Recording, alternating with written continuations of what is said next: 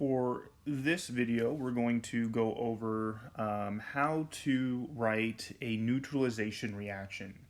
Now, a neutralization reaction is a type of double replacement.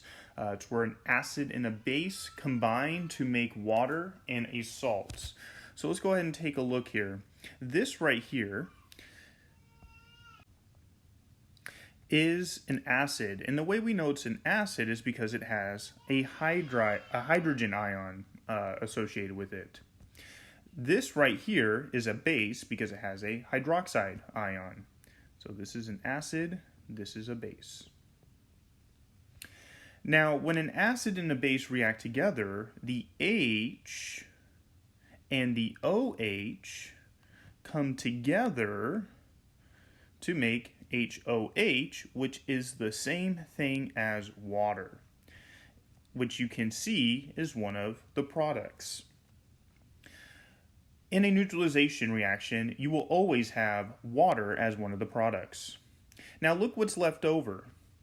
If the H and the OH come together to make water, let's go and take a look at what's left over. The H and the OH make the water, and we're left with some cation and some anion, which those two will come together to make the salt. So let's go ahead and write this balanced chemical equation here, balanced chemical reaction. And so we have this right here, which is hydroiodic acid plus sodium hydroxide. And again, it's always going to make water in some salt. And so let's go ahead and take a look at what salt it's going to make. Well, if the H and the OH come together to make the water, we're left with sodium iodide.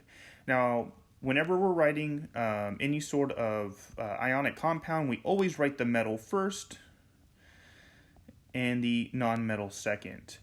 And if you just want a quick trick to remember which one goes first, well, is sodium first or second in this compound? Sodium is first in the compound. And what about iodide?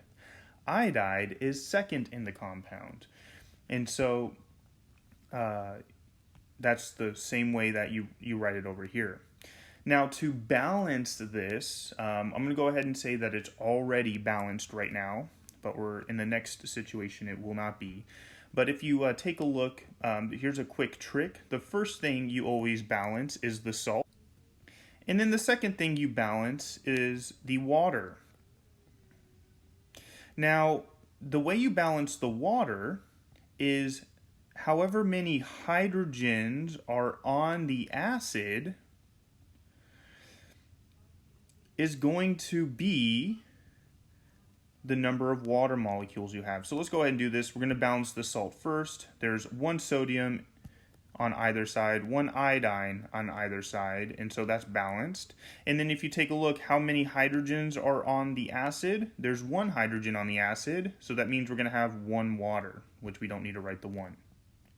Now for this next problem, where we have carbonic acid and we have strontium hydroxide. Now, again, whenever you have an acid and a base reacting together, it's always going to make it's going to make water, and then it's going to make some salt. Again, the H and the OH is what comes together to make the water, and we're left with strontium carbonate. Again, strontium is first in this compound, carbonate is second, and so we write the strontium first, and the carbonate second. Now the strontium has a 2+ charge, the carbonate has a 2-, so it's a 1-to-1 ratio, and so we're left with strontium carbonate. Now let's go ahead and balance this. Again, the first thing we balance is the salt. This is the salt. The strontium is balanced on both sides, and the carbonate is balanced on both sides. Now the second thing we balance is the water. And if you take a look, how many hydrogens are on the acid? There's 2 hydrogens on the acid, so that means we're going to end up with 2 waters. Now, for those of you who are wondering, well, that gives us 4 hydrogens here. There's only 2 hydrogens here. Well, you need to also remember that we have 2 hydrogens here as well. And so those two hydrogens and these two hydrogens will make 4 hydrogens. Now I'm going to skip down to number 6 here. We have aluminum hydroxide. Aluminum is a 3 plus charge. Hydroxide is a 1 minus. So that's going to give us 3 hydroxides. Plus, we have hydrochloric acid, which is HCl. The way we know it's HCl is because it has hydro in there, which means it's binary. Again, this is always going to produce water, and it's always going to produce some salt. Now, the salt it's going to make, again, the H and the OH comes together, and we're left with aluminum chloride. And the thing we need to keep in mind is that aluminum has a 3 plus, chloride has a 1 minus, and so that's going to give us a 1:3 ratio. Now, let's go ahead and balance this. So you balance the salt first. There's 1 aluminum on both sides. However, there's 3 chlorines here. There's 1 chlorine here. And to balance that, we put a 3 right here. And then this is where I really want you to pay attention here. Now we balance the waters. And again, however many hydrogens are on the acid tell us how many waters there are. Well, how many hydrogens are here? There's 3 hydrogens there. Yes, there's 1 hydrogen that is attached to the chloride. However, when we put this 3 right here, that's going to give us 3 hydrogens. So that means we're going to end up with 3 waters. And again, that's going to end up giving us 6 hydrogens total. There's 3 here, there's 3 here. It works out. And then the oxygens are also balanced. So let's go ahead and do this practice problem here. Number 7. Again, the H and the OH will come together to make water. We're without the H and the OH, and we're left with cesium, which has a 1 plus, and carbonate, which has a 2 minus, so it's a 2-to-1 ratio. And what we end up with is CS2CO3. Now again, we balance the salt first, and if you take a look, there's 2 cesiums on the right, so we need to put a 2 over here to balance that. And then we balance the waters. However many hydrogens are on the acid will tell us how many water molecules we have. So we'll end up with 2. And now it's balanced. Now let's go ahead and move down to number 10. Now number 10, we're going backwards. Again, we're going to have some sort of acid and some sort of base. And we need to figure out what acid we started with and what base we started with. If you take a look here, this right here is potassium, and it has a 1 positive charge, which means that it's going to end up with the base because this is a 1 negative charge. And so we end up with KOH. This right here, the second one, is going to come from the acid. So the anion will always come from the acid, and the cation will always come from the base. And because chloride is a 1 minus, we end up with HCl. Now to balance it, we always balance the salt first, which is this one right here. It happens to be balanced right now. And then however many hydrogens are on the acid will tell us how many water molecules we have. There's 1 hydrogen on the acid, so there's 1 molecule. It's balanced. Let's go ahead and go down to number 12. This is saying if we start with this acid and this base, what salt will be formed? Well, we have nitric acid.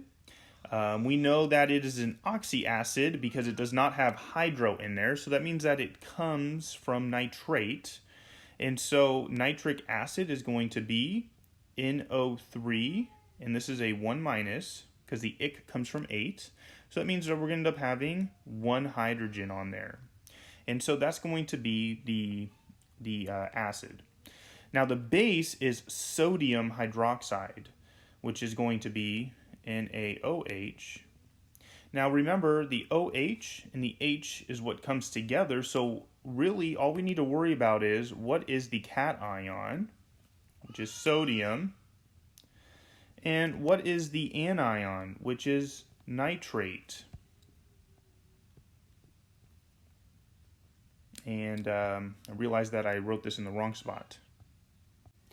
And so we end up with sodium nitrate, and so that's going to be the name of it. So let's go ahead and talk about number 13. So we have hydroiodic acid. That means it's a binary, which means it's going to be I, the iodine.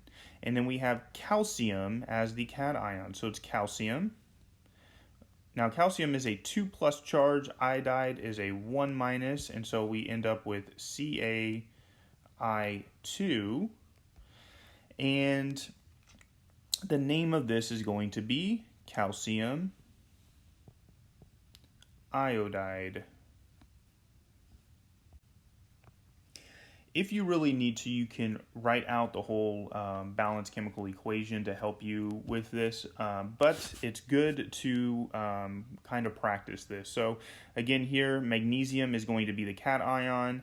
Hydrosulfuric means that it's just sulfide, so it's going to be magnesium sulfide. This situation is going to be ammonium, and then hydrofluoric acid has fluoride, so it's ammonium fluoride. This one's going to be barium. Sulfuric acid does not have hydro, which means that it's a oxyacid. Ic comes from 8, so it's going to be sulfate, so it's barium sulfate. Now let's go ahead and move on to this. Now we're kind of, this is just like the problem before, except for that it's backwards. We're going backwards. We're given the salt, and we're asked to come up with the acid and the base. Again, acids all have hydrogens, so we can just go like this, and then the bases have hydroxide, so we can just go like this. Now, this right here is going to be a positive charge, and the chloride is going to be a negative charge. And if you remember, hydrogens are positive, hydroxides are negative. And so whatever is negative will end up with the positive hydrogen ion. And whatever is positive will end up with the hydroxide ion. So in this situation, the calcium is positive, and it's a 2 positive. So when we write it with the hydroxide, we have to give us 2 hydroxides because this is a 2 positive. And then phosphate is 3 negative. Since phosphate is 3 negative, we're going to need 3 hydrogens.